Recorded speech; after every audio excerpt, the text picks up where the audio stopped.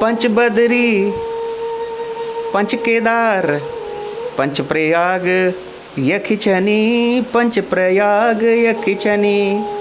घर घर में देवालय, घर घर में शिवालय, हर धार, हर ऊंची जगह पर देवी देवताओं के मंदिर, और उनमें बज रहे हों घंटे, घंटियाल, शंख और डमरू, तरह तरह के वाद्य यंत्र, बांसुरी बज रही हो।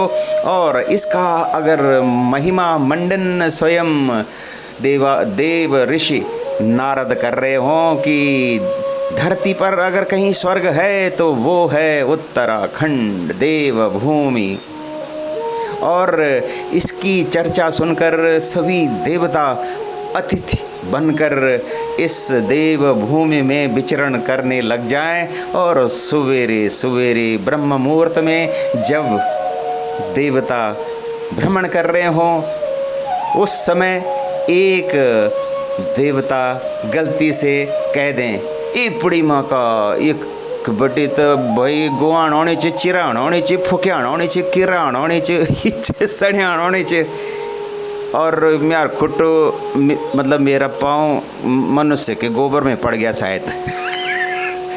अगर ऐसा हो जाए तो फिर क्या होगा?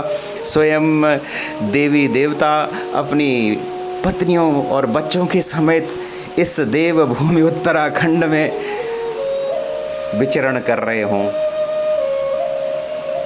तो उत्तराखंड देवभूमि के देवपुत्रों और देवपुत्रियों इन शब्दों का उपयोग मैं नहीं करना चाह रहा था, लेकिन क्या करूं, मेरा घर भी कचड़ा डंप के सामने है। और उससे इसी तरह की 50 किस्म की खुशबू आती रहती हैं। तो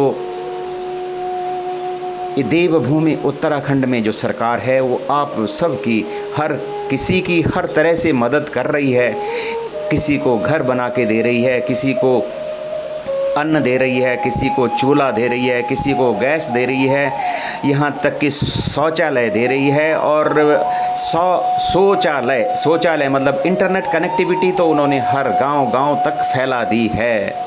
लेकिन आपको अपनी आदतों में सुधार लाना ही पड़ेगा, कचरा सुप्रबंधन करना ही पड़ेगा। और सरकार को भी मेरी सरकार से करबद्ध प्रार्थना है कि इस कचरा सुप्रबंधन पर बहुत कड़ाई से ध्यान दें।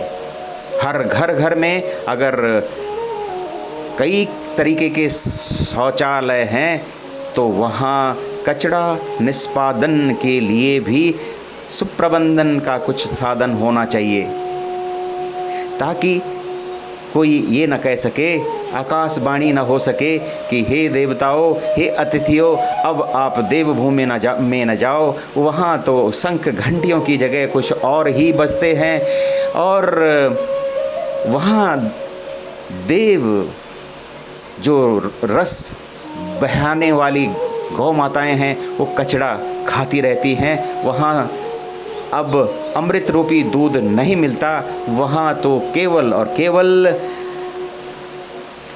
रम के, मदिरा के समुद्र भर गए हैं। हर देवता जो वहाँ उत्पन्न होता था अब वो झांझी बन गया है। तो वहाँ ना जाइए।